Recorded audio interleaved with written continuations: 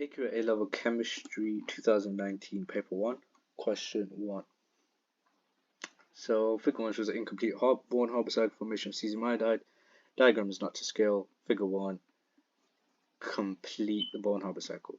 So, I already know this is going to be first ionization energy, because we're given that, it's got to be that. So, let's just do that first. Positive charge plus your iodine, and that's not affected. It's first ionization energy of cesium, not iodide, plus E minus. The plus and the negative charge balance out, and then we're left with this, which has no charge anyway. So that's the first ionization energy of cesium. This bit, well, if we fill in this bit, well, this is going to be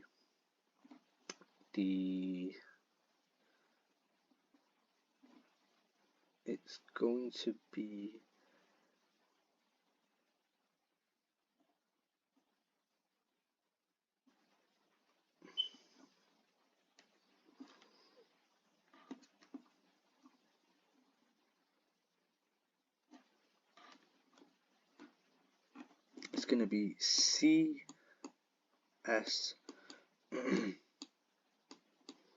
solid plus a half I2 solid. Just think about it.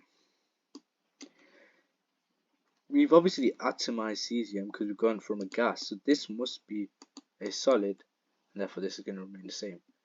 Now we've completed the Born-Haber cycle. We want to use Figure 1 in the data in Table 1 to calculate the standard enthalpy of atomization of iodine. So first things first, that is going to be standard atomization energy of iodine, but it's going to be this, which is X. We know to go from cesium, enthalpy of atomization of cesium is 79 plus 79, so plus 79. This is going to be plus X.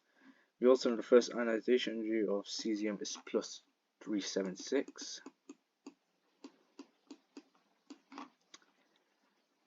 And we also know the electron affinity of iodine is minus 314. Minus 314.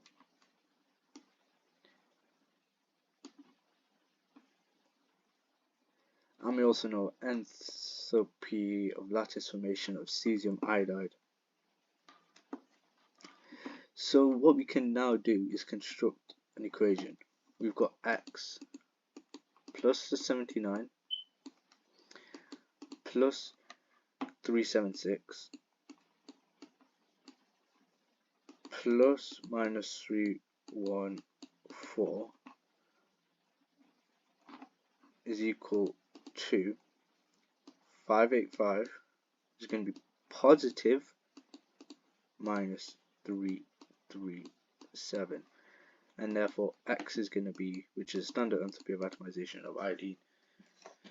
Just simple calculation. So what we can actually do is, let's do 79 plus 376 plus minus 314, 141.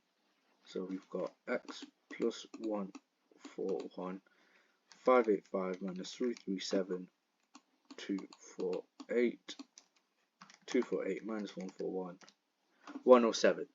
So we get X is 107, therefore the standard enthalpy of atomization of iodine is 107, and that is the units. 1.3 says the enthalpy of lattice formation for cesium iodide in Table 1 is a value obtained by experiment. The value obtained by calculation using the perfect ionic model is minus 582 kilojoules per mole to the power minus 1. Deduce what these values indicate about the bonding in cesium iodide. Well, if it's using a perfect ionic model, what it indicates about the bonding, well, these values indicate that the bonding in cesium iodide is perfectly ionic. And at 1.4, the final part of question 1 says, use data from table 2 to show that this reaction is not feasible at 298 Kelvin. There's a reaction, there's delta H, and the standard states, and that's our value. So for 4 marks, okay, first things first, let's find out the entropy change. So entropy change delta S is equal to S of products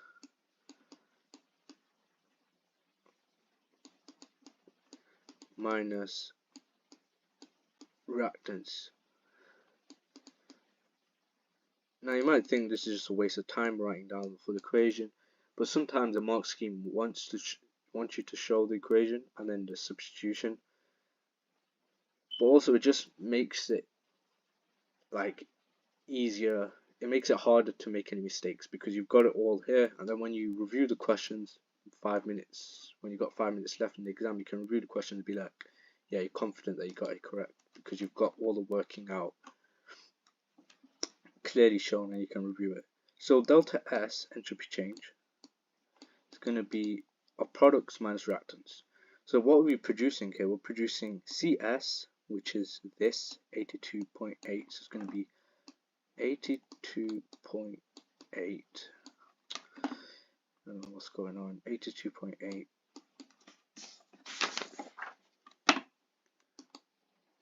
plus a half I2, so a half times by 117 minus reactants CSI 130. Delta S is equal to, put in a calculator,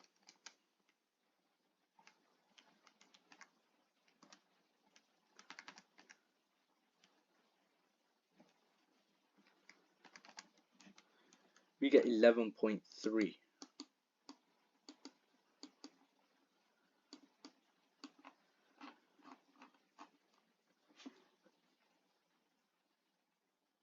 Now we need to use Gibbs free energy change because we're trying to show the reaction is not feasible. So it's going to be, what's it going to be? Delta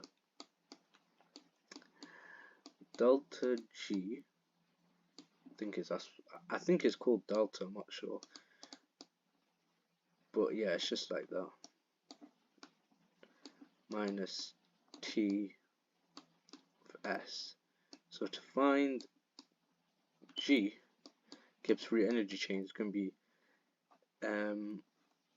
this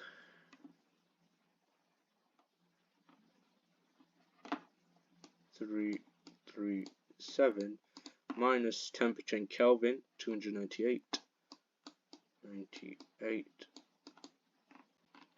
and times by this 11.3.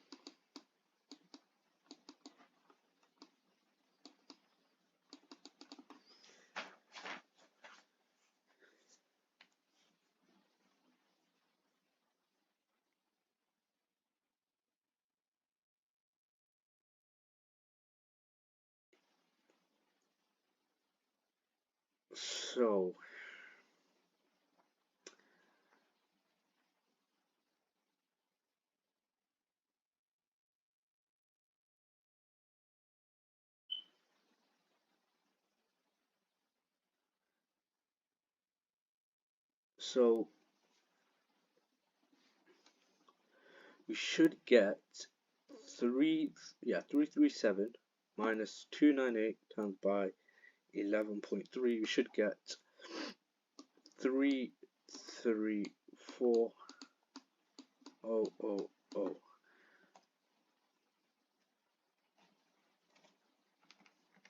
minus 298 .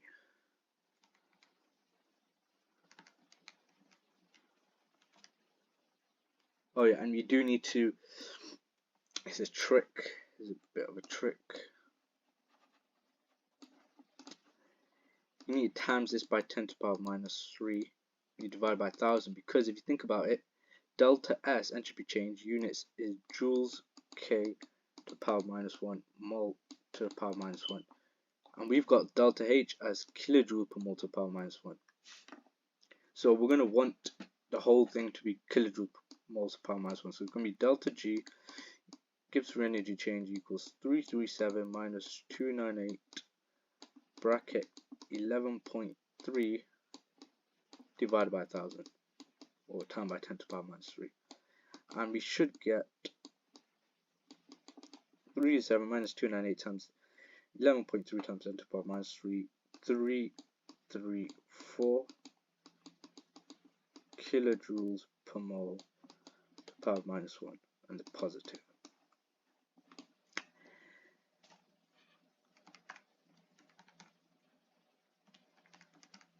However, we're not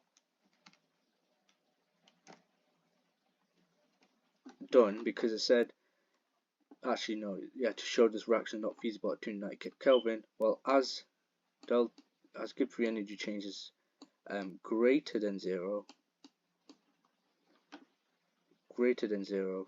reaction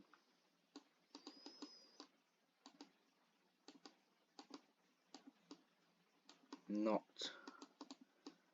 feasible, because if it was less than 0, the value, like if it's a negative 334, it would be feasible, but because it's greater than 0, it's not feasible. So and that is the end of question 1. So we got a Born-Haber cycle standard question, complete the Born-Haber cycle, calculate standard enthalpy of atomization of iodine. Then this 1 marker, they like to reuse this, perfectly ionic, added this 1.4, just knowing your equations and substituting the values in.